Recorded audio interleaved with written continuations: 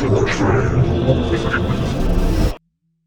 the 41st millennium, where mankind wages war for its survival, assailed by innumerable nightmarish foes, whether Xenos or heretic, none can inspire fear like the Traitor Space Marine Legions. These gene-forged giants, equipped in ancient power armor and wielding the deadliest weapons the Emperor devised, cannot be bested by mere mortal soldiers. They are the fallen angels of the Imperium, twisted beyond recognition, with their godlike powers turned against those whom they were sworn to protect. But among the many Chaos Space Marine warbands that ravenously despoil far-flung Imperial strongholds, there stands an original founding legion that can even make an Inquisitor of the Ordo Hereticus shiver. They are the VIII Legion, the Night Lords. Ruthless murderers, torturers, slavers, killers, excoriators, cannibals, and more. They plague the dreams of their enemies, stalking the void and falling upon the helpless and the isolated. Blaring vox-amplified recordings of the dying screams of countless men, women, and children they have butchered, the Night Lords delight in the sheer terror they invoke. Sadists one and all, resembling monstrous pack predators more than apex warriors, they will happily set upon weaker foes. Many choice victims are stretched and contorted across the Night Lord's pauldrons, greaves, and breastplates. Each hide a gruesome trophy flensed from their still living flesh. Besides a successful raid on an outpost for supplies, these Astartes love nothing more than the sport of a mass casualty culling, and the loyalist hive worlds that teem with humanity's mortal billions have no rival hunting ground. Honor for the Night Lord has always been a dead concept and a conceit of fools.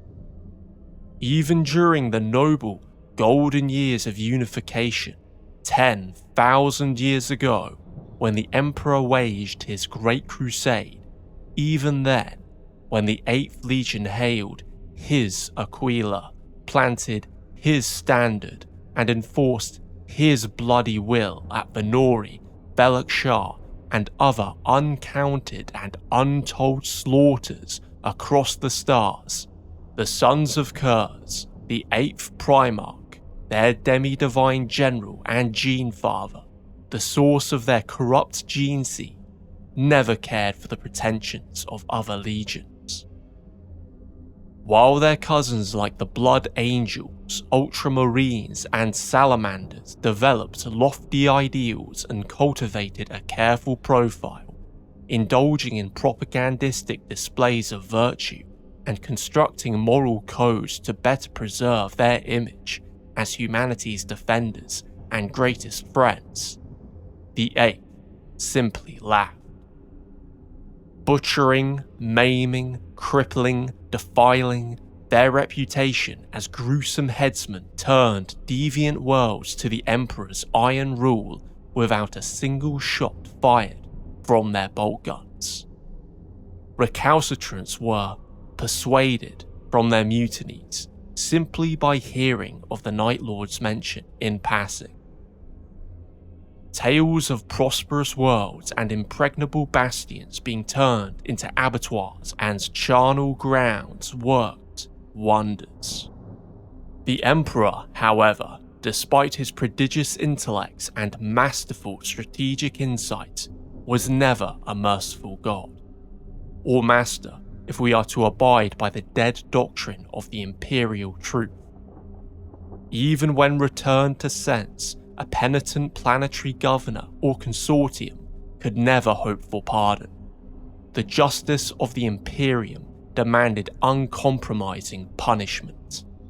All they could do is watch the stars for his answer, and it came. Midnight clad, bearing down on contrails of flame, the Night Lords would broadcast the Emperor of Mankind's decree dispatched over compromised Vox networks or sear it into the souls of rogue astropaths. Endless pictorials seeded into the mutineers' own data flows told its tale as a visible promise and testament. Populations of entire hive cities became paralysed by the eviscerated corpses and semi-alive husks that appeared before them as pixelated ghosts, wailing their lamentations to those who would soon share in their agony, cut apart and mutilated to the callous laughter of towering shadows. It screamed into the earpieces of the rebel crowns the VIII Legion sought to claim. We have come for you. Now, after 10,000 years, the same message is heard across the Imperium, not spoken to those who would defy the Emperor, but to those who would obey him. With his yoke thrown off during the Horus Heresy, the Night Lords turn their macabre, gene-forged talents against their creator with sardonic irony. There is no power that can rein in their gluttonous appetite for murder, nor curtail the atrocities they inflict on civilian populations throughout the galaxy. Ever since the death of their traitor Primarch on the carrion world of Segualsa, they have had no binding element to direct and control their dark natures. Only the loyalist Adeptus Astartes can match their twisted reflection in combat and staunch the tide of innocent blood. Some Night Lords continue to fight this long war for vengeance against the so-called false Emperor, as the infamous Night Lord First Captain Yago Sevatarian once declared before the killing grounds of Istvan V. Others simply fight just to survive. A good number fight purely for the pleasure of killing, a taste that has grown over the many centuries some have felt during their exile within the Eye of Terror. There is no puzzle to decipher in regards to why the VIII Legion fell, unlike with the more enigmatic cases of betrayal by legions like the zealous Wordbearers. The Sons of Curze were always monsters. That was their design. The history of this legion, however, deserves telling. By understanding it, we can better evaluate how the monsters escaped their master, and gain insight into the umbral depths of their character. Perhaps more tellingly, we can gain insight via negativa into the dark mind of their creator, for it is said that the Legiones Astartes were forged from the Primarchs, and the Primarchs from the Emperor's own genetic material and character.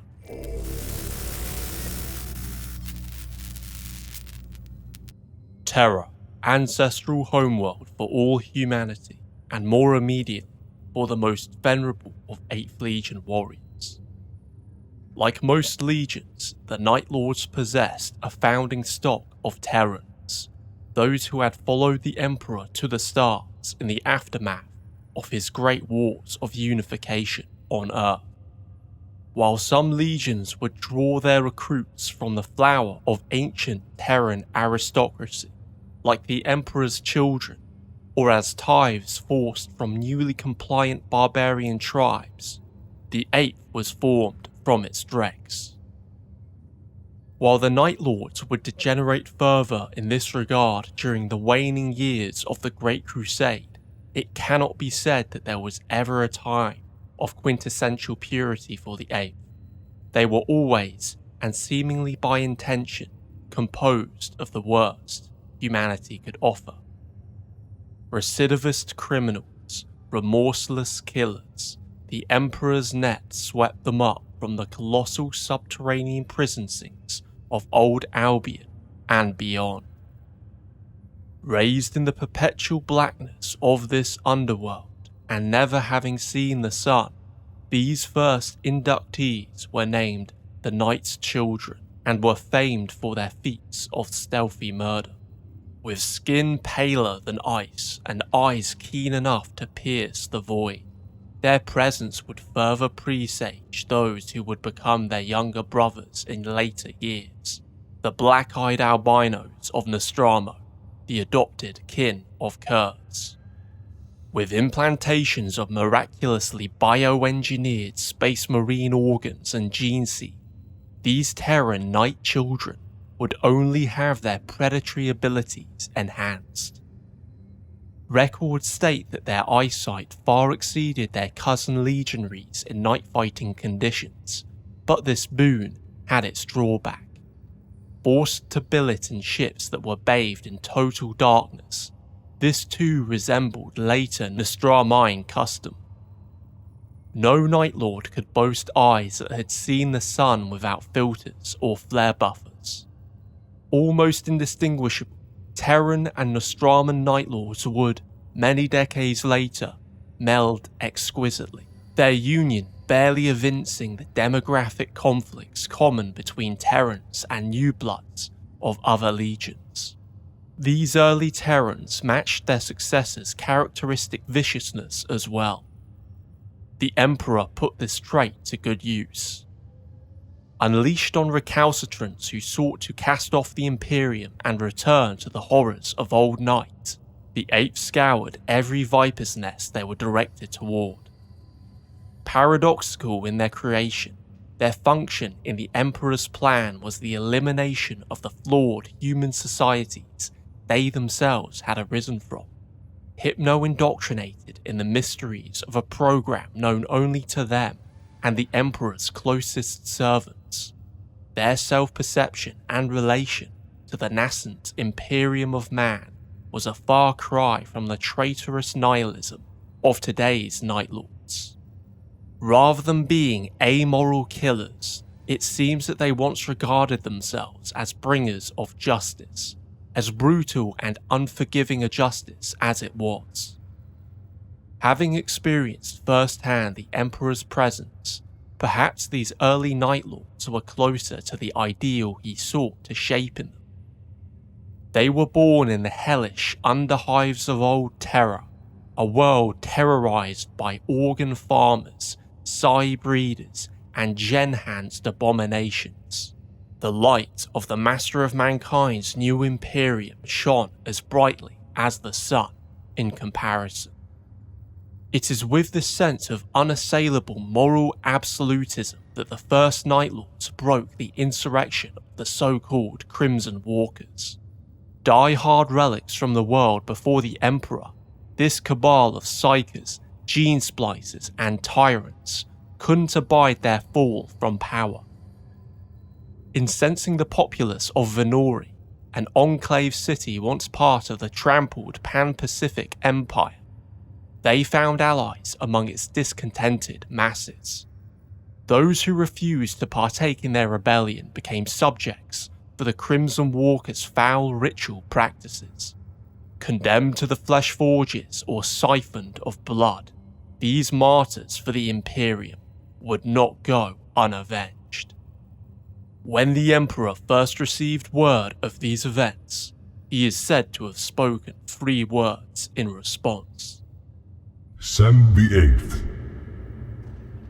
Numbering little over 500 Astartes, the Terran Night Lords took up the task with relish. It mattered little that Venori contained a rebel population of tens of millions. They softened up resistance with orbital and aerial bombardments, the heat of inferno shells and macro laser technology melting the steel of the city enclave's outskirts and reshaping the macro rubble into a fused bulwark over a kilometre long that trapped the guilty within. Harrowed by the impending judgment to fall on their heads, Venori's population began to weep. Rain slick with hallucinogenic toxins occluded the sun and added to their tears, preceding the arrival of their conquerors by a day and poisoning their minds. Aiming to bypass outer defences, the Night Lords had leapt from atmospheric heights into the Great Crevasse at the city's heart. They plunged like raves, gunning their jump packs only at the last moment before impact. There they avoided notice, clinging to the sheer rock face like cave beasts in the gloom. Allowing for the bilious clouds of psychoactive neurotoxins to overpower the physiology of their prey, they waited for true night. Then the Night Lords began their shock assault. Blazing upward, they set upon the denizens of the lowest part of the city. Its foundations were built on the knife's edge and cusp of the crevasse. Killing indiscriminately, the din of terror and murder was calculated to induce hysterical fear in the Venorians. It worked. The surface-dwelling rebels, their minds weakened by the Night Lord's concoctions and set to quivering by the carnage, fled. Detonation charges bloomed, followed by screams and the crumpling of entire hab blocks, crushing all within and sending the rubble tumbling into the abyss. This incitement forced the hand of the Crimson Walkers. From every crevice came waves of the tyrant slave soldiers, barely living abominations stitched together and conjoined in unspeakable ways.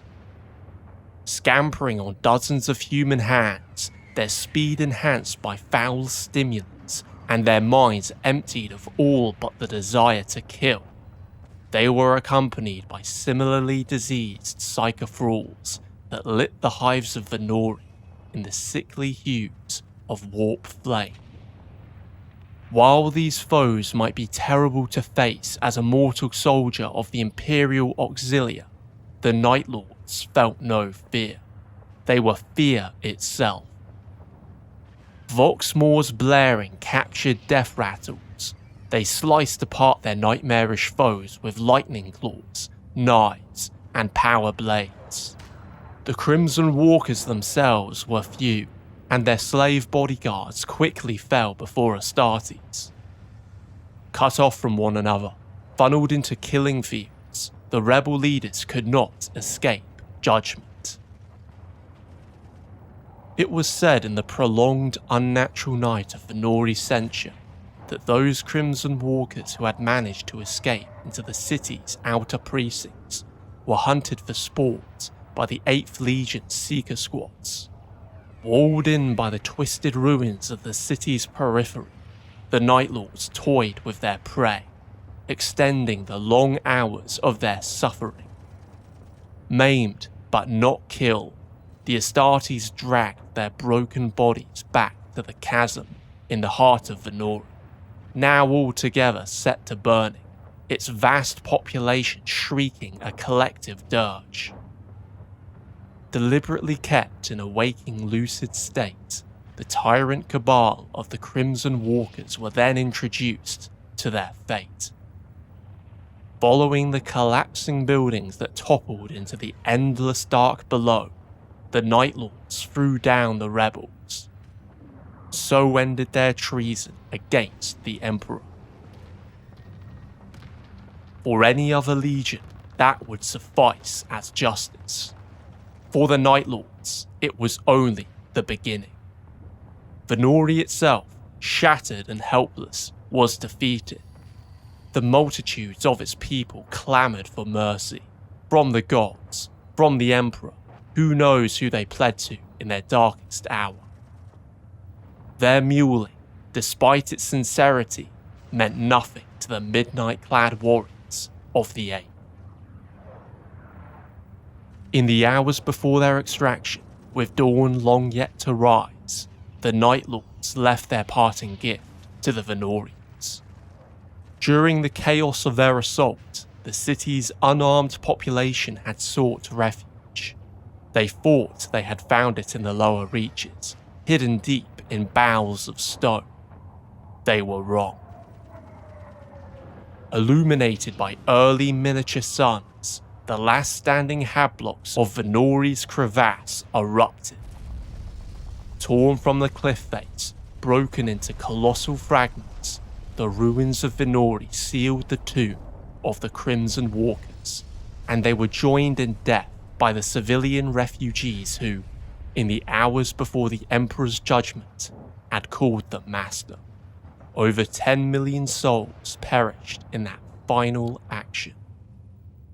The record of Venori's atrocity would be one of many to haunt the foes of the early Imperium, and they would worsen with the arrival of the Legion's terrible Primarch, the Night Haunter, Konrad Curze. As all Primarchs were, Curze was a victim of his birth. Forged as a demigod by the brilliant intellect and technologies of the Emperor, he was destined for greatness amidst the stars. Terrible greatness.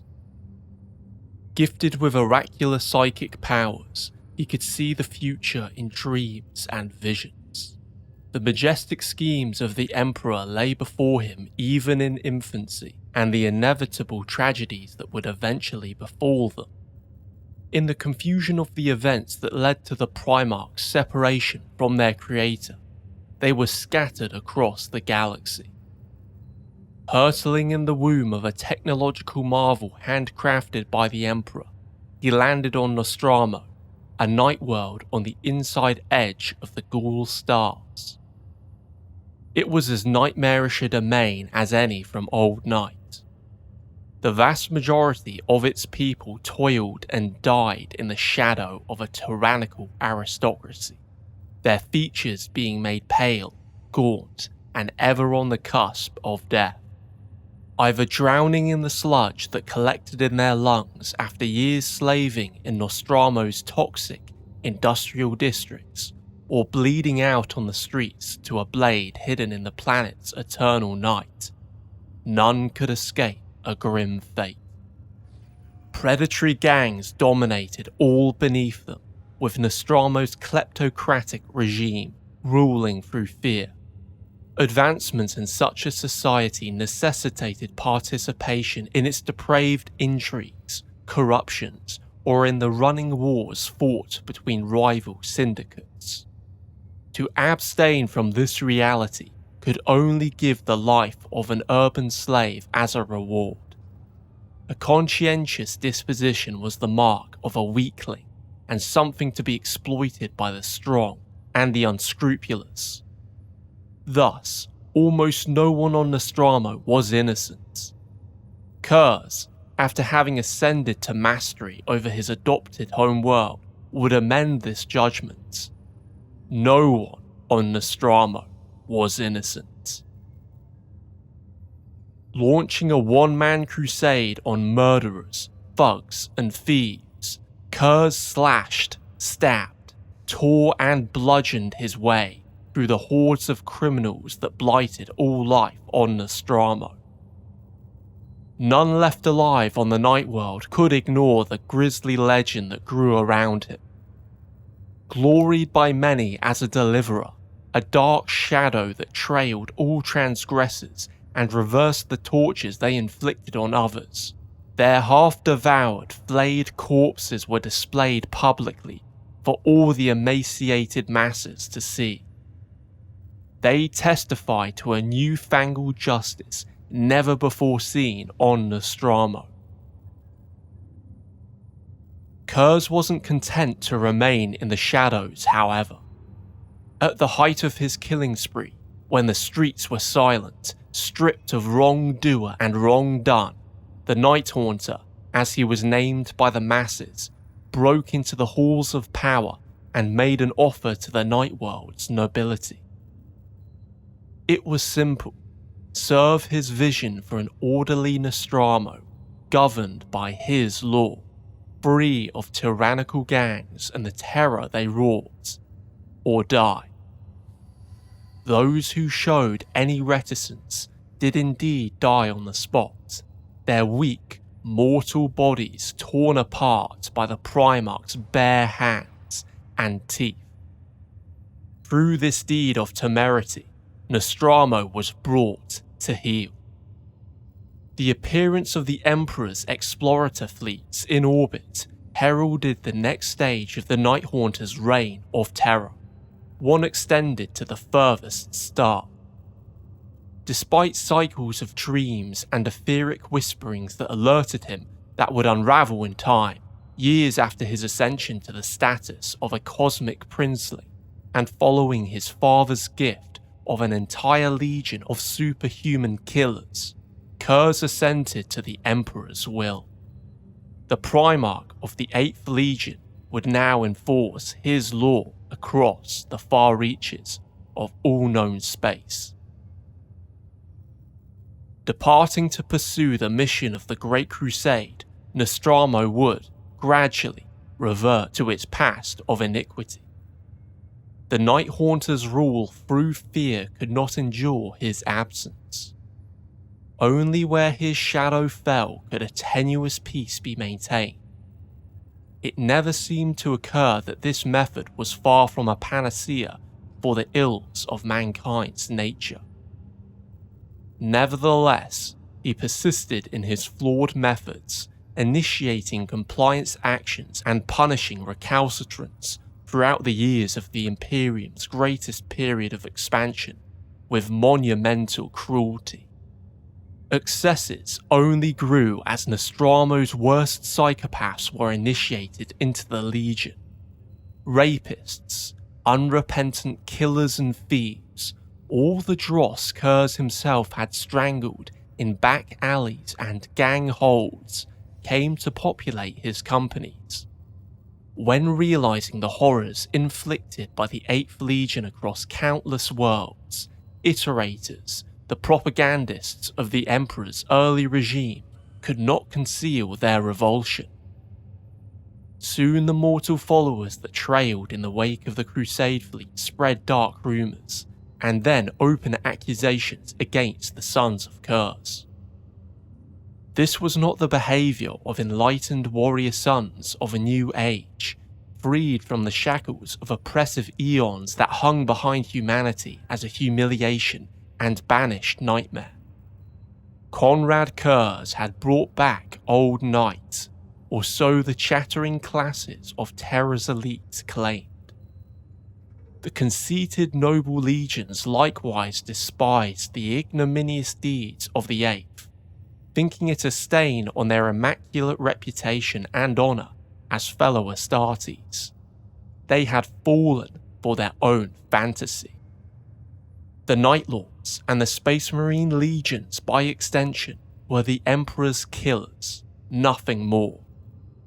The precious hand-wringing, preening, and hypocrisy of civilians and their cousin legionaries counted for naught. The Imperium was built on rubble, mortared with the blood and bones of the defeated.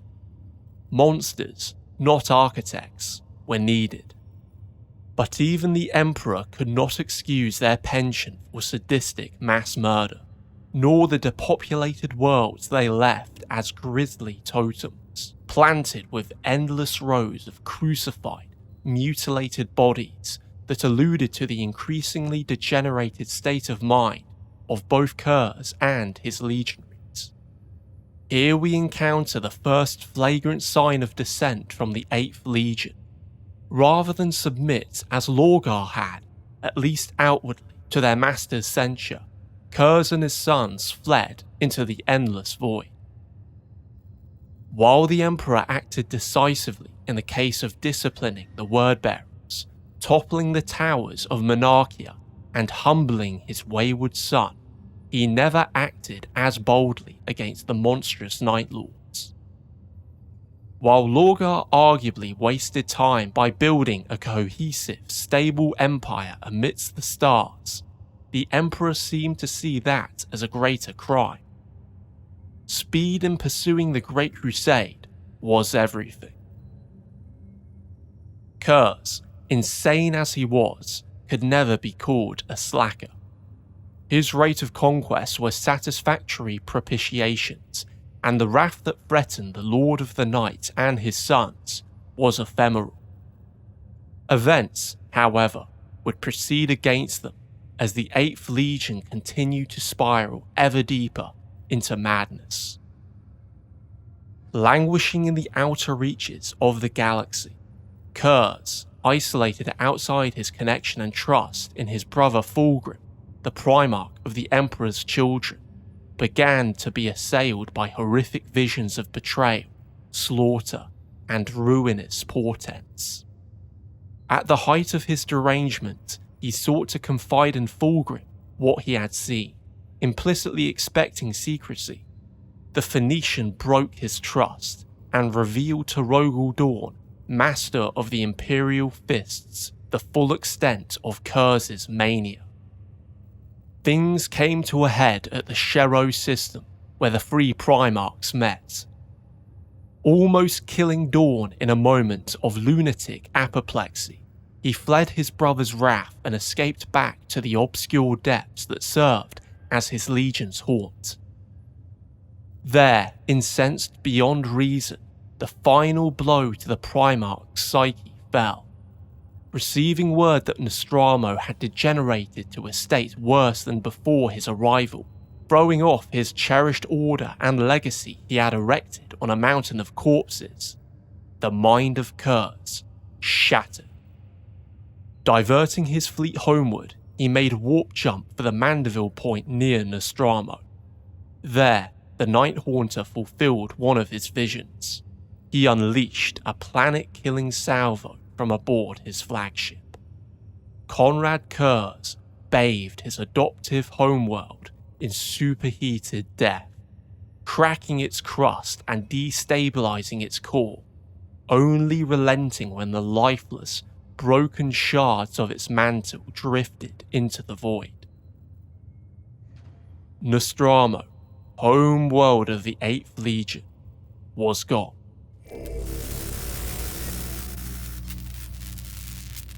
Until their arch treason was revealed on the sands of Istvan V, the Night Lords continued to evade mounting calls for their indictment. Perplexing some among the Imperial bureaucracy, the VIII Legion volunteered, despite a quasi-renegade status, for the Retribution Force dispatched to arraign Horus and see him stand trial for his crimes. Only urgency can account for the suspension of their natural suspicion. In the year 005 of the 31st Millennium, Horus had purged the Loyalists among his own and two other brother legions in a devastating betrayal of the Imperium. All Astartes were needed to deliver him to brutal justice, and who better than the Emperor's feared Night Lords?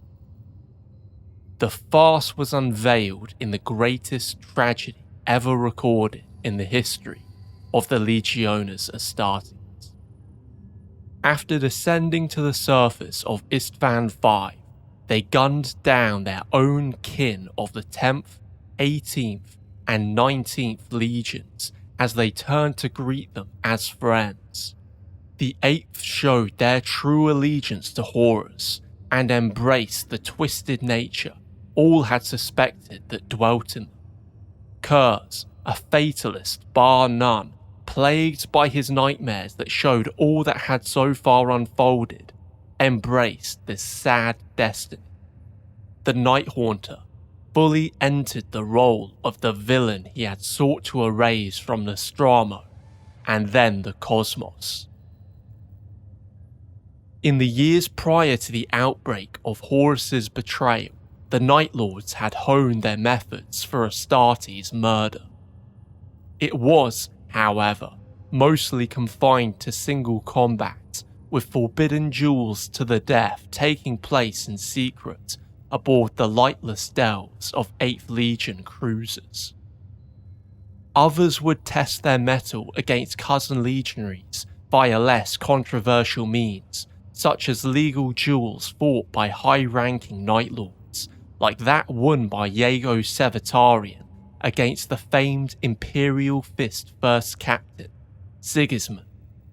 These events were little preparation, if any, for the mass-ranked, ultra-lethal combat of Astartes versus Astartes warfare. With a reputation for underhanded tactics and campaigns, that exploited weakness and rarely confronted strength, the Night Lords garnered accusations of cowardice throughout the Great Crusade. In contrast to legions who heroically or brutally took challenges head-on, such as the World Eaters, Dark Angels, Emperor's Children, and Blood Angels, or held themselves to scathing honour codes, it was true that the Night Lords were lacking.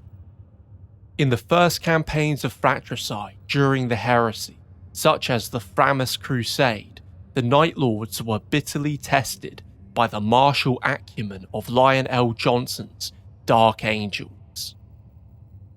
The Sons of Curze thrived in chaotic conditions, deploying hit-and-run tactics and resorting to masterfully crafted ambushes to whittle the enemy down. Or, more aggressively, they could create the conditions for chaos by targeting and decapitating enemy leaders and their corps of officers. When brought to decisive open battle, however, they often faltered. Terror, as a weapon, was practically useless against fellow Space Marines. The legions had endured the myriad terrors that lurked in the void, especially the Dark Angels, who faced down and survived the nightmarish Xenos blight known as the Rangda in the 1st century of the Great Crusade. Rather, the terror assaults and lightning raid tactics of the VIII became focused on sowing confusion among loyalist Space Marines rather than fear. Severing communications, isolating overextended enemy cadres, baiting foes into ambushes through dishonourable provocations, and then cynically eliminating their commanders. Manipulation by twisting the moral codes of the Loyalists emerged as a surprisingly effective weapon. Indeed, it became a crucial part of VIII Legion strategy. Marauding through sectors of Loyalist space in the Galactic East, they would deliberately terrorize the civilian populations of compliant worlds in order to solicit a vengeful castigation fleet for dissection, or distract and tie up Loyalist legions in the time-consuming evasions natural to guerrilla void warfare.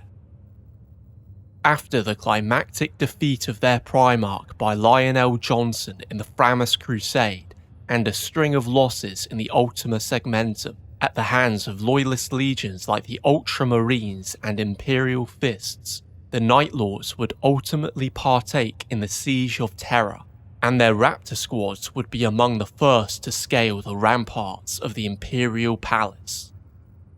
The Traitor legions, in the end, despite taxing the entire Imperium of its manpower and resources in an orgy of blood, would fail.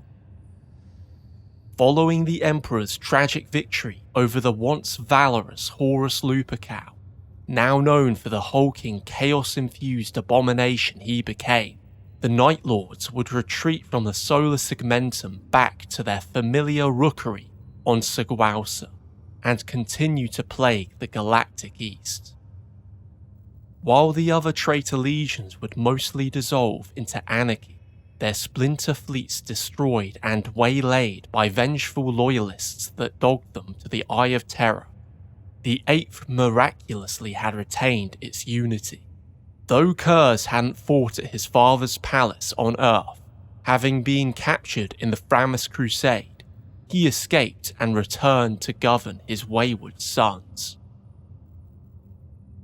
Establishing a ghastly palatial fortress on Segualsa, augmented by living flesh, Curze was once again seized by black premonition. Foreseeing his own death, the 8th Primarch instructed his sons to allow his own assassination to take place. Despite their protest, he was adamant. Every vision the Night Haunter suffered had come to pass. The wars of fratricide, every massacre and every betrayal, it was all true. While his brothers had called him a madman, he was vindicated despite them. now ruling as an exiled king in a court of killers he, in a previous age, would have torn apart with his own hands, the Lord of the Night welcomed the Calidus assassin that would claim his life.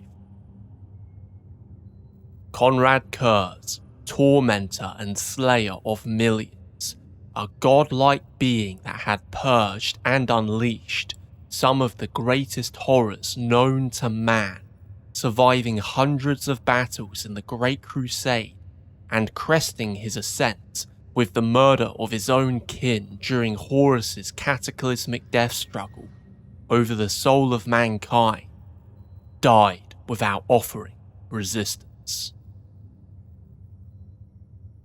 Despite his wishes, some among his sons pursued the assassin as Segualsa was robbed by the arrival of a retribution fleet composed of the many new chapters of the Second Founding, drawn from the lineage of Guilliman. In the vacuum left behind thanks to Curze's death, the fate that had otherwise eluded the Night Lords finally arrived. They scattered into the void, most chased like their cousins after the Siege of Terror into the Great Eye. There they devolved further, spiraling into profligacy and utter ruin. In the long millennia since, no Night Lord has managed to fully reconcile the disparate warbands that claim the title of legionaries only in name.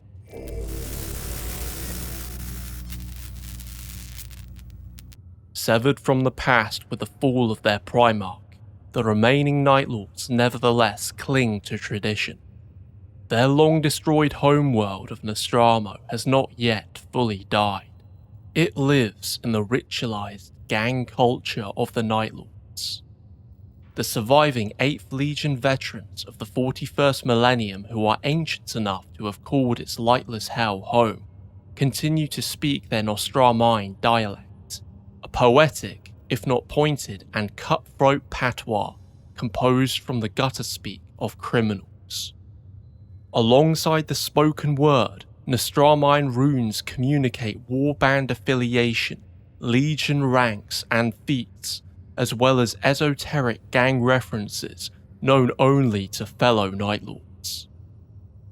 Gruesome trophies such as skulls, severed heads, rib cages, and rotting bisected torsos adorn their growling warplate, while cured human and alien hides provide further decoration.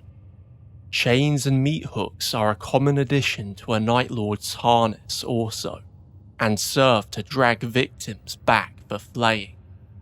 Some 8th Legionaries even nail hands, fingers, and other delicate cuts to their armour, with formations within the Legion becoming known for their particular, dark tastes in dismemberment. They may even adopt a select body part as their company's heraldic device. For the Night Lords, mutilation is an art form. Established by Curze as a crucial aspect of their Legion culture, these terrible fetishes serve primarily to strike terror in the hearts of their enemies. As if they weren't enough, Night Lords also favour the usage of sophisticated subsurface arco-projectors that generate illusory reaves of lightning across their armour. Perfect for the dark, the dread these devices inspire is legendary, alongside the phosphorescent, blood-red prey sight of a Night Lord's helm lenses. Forced by necessity to induct fresh gene stock from outside a population since the years of the Horus Heresy, these Finnbloods nevertheless are prone to assimilation within the broader Legion culture. Though ruthless, harsh, and mercurial, Nostramans are said to possess a quick wit and a dark sense of humour, embittered by time. They continue to preserve the aristocratic pride they inherited from their homeworld. Being the apex predators of Nostramo, the criminal children that ascended to the stars to become Night Lords emulated the customs of the royal families that once oppressed their own. Companies in the Great Crusade and Heresy became reminiscent of the courts of Nostraman princes. Crucial to this ironically noble identity is the Legion's sovereignty. Prizing independence and self-reliance above any other virtues, the sons of Curze despise the slaves of chaos as much as they revile the Imperium. Whether slaves to the Emperor or to the Dark Gods, they would rather prowl in the shadows, obscure to all but their victims, than submit to the tyranny of either. Effectiveness and ability likewise is paramount. A Night Lord leader must be disciplined enough to ensure victory for his warband and reap the harvest of hard-won plunder. If he fails in any regard, he threatens himself first, as there are no few up-and-coming challengers for his strike cruiser's command throne. Duels to the death are common. Internecine warfare between the so-called claws of Night Lords, squads in common Imperial diction, is likewise an established fact of life aboard VIII Legion vessels. These feuds can be devastating for battle readiness if left unchecked, as a fully developed and honed Astartes warrior is an irreplaceable asset, cultivated over many mortal lifetimes and drawn from the absolute pinnacle of human genetics. The hallowed art of the Space Marine Apothecarian is likewise in short supply for renegade Astartes, and gene seed is valuable beyond measure. This scarcity rarely inhibits infighting, as Nostraman gang culture and the inevitable power struggles between rival Night Lords is a tradition practiced since the days when Curze still walked among them. Their bleak existence in the Eye of Terror and on the fringes of civilized space only exacerbates this tendency. While most Night Lords are scavengers, raiders, bloodthirsty butchers and heartless torturers who live for nothing except the next day and the next victim, there are a few enigmas among their ranks.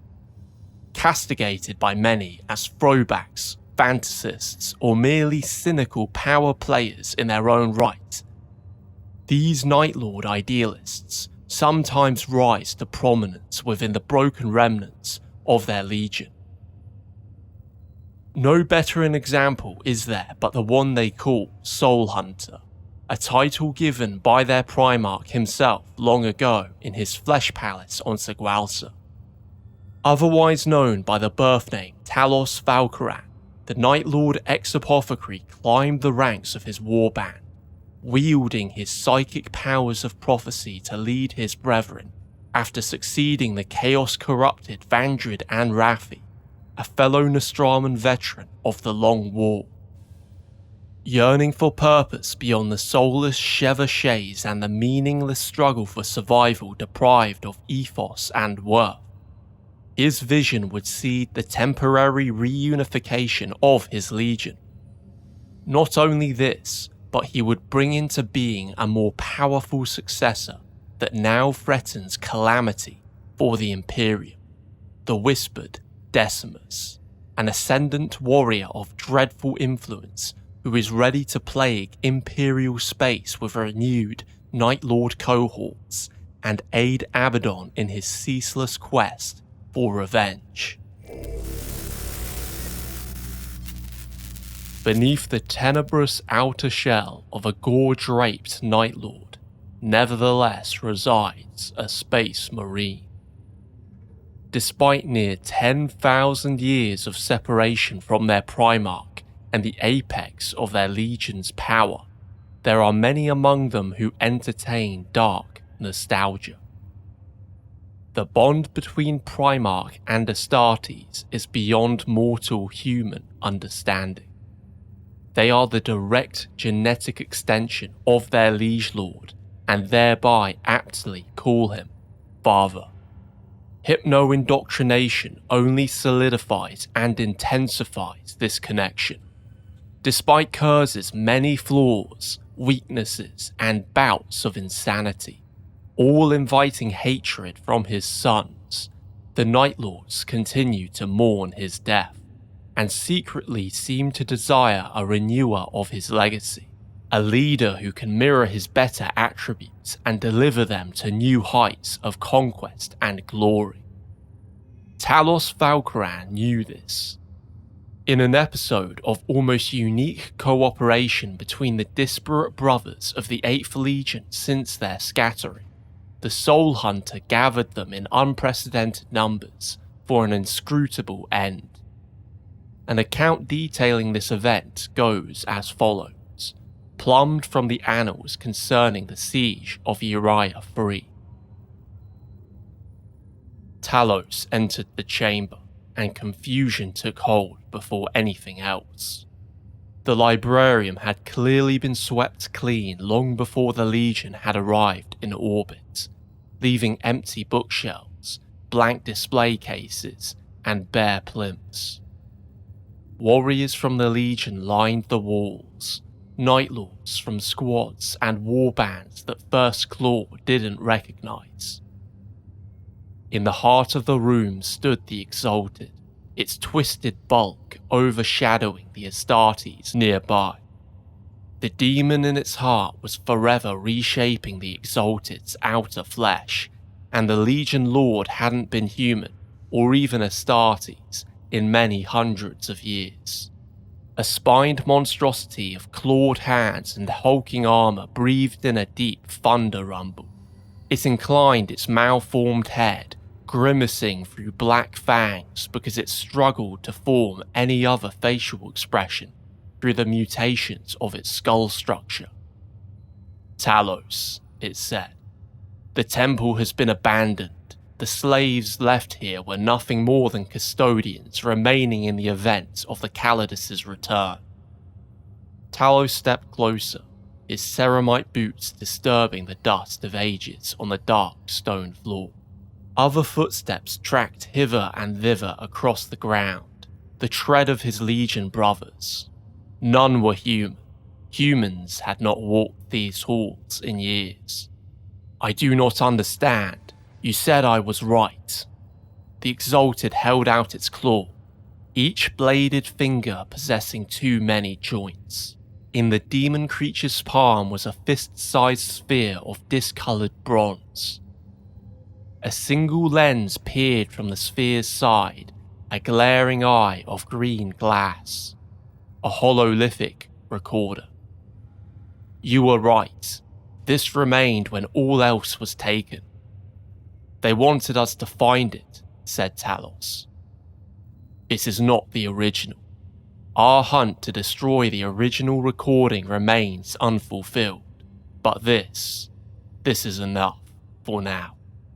The Legion will thank you."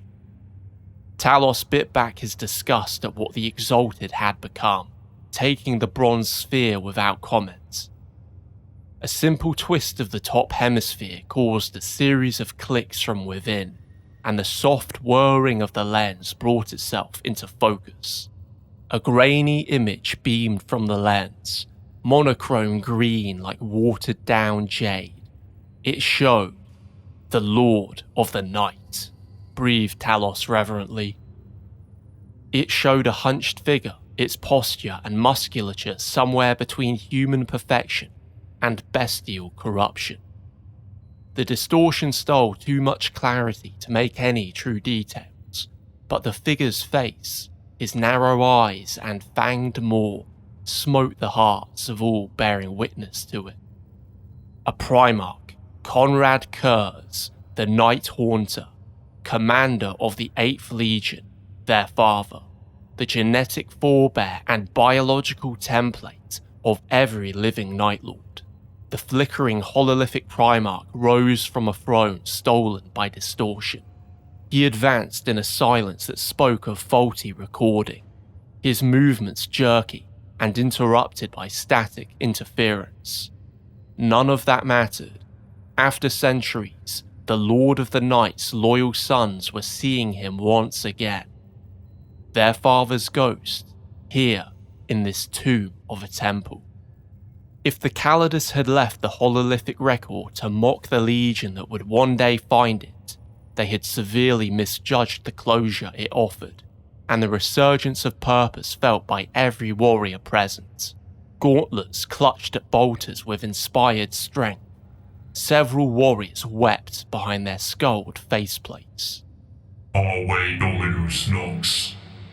They chanted the words in worshipful, thankful monotone. Arwe Dominus Nox. Hail the Lord of the Night. The Primarch's last moments of life unfolded before their eyes. The towering demigod laughed, still locked in eerie silence, and then leapt forward. A burst of visual static scratched the image into oblivion, only for it to reset and restart a moment later. A wraith doomed to repeat its actions into eternity, the Night Lord Primarch rose from his throne again, spoke words that went unheard, laughed without sound, and raced forward, only to vanish again.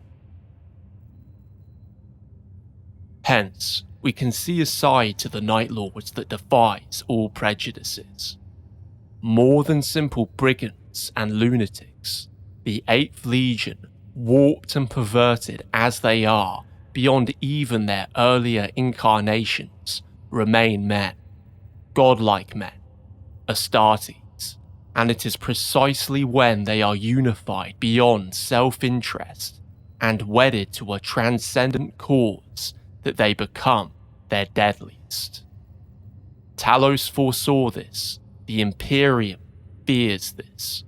When left to the nihilistic abysm of their own selves, isolated as far-flung reavers or locked in blood feuds between one another, they are nuisances, horrific nuisances, but easily mitigated in comparison. Agents of the Emperor would be wise to target the prophets and visionaries of this fallen legion, lest their warp-inspired dreams come to fruition, and whole sectors of the Imperium choke on blood and death.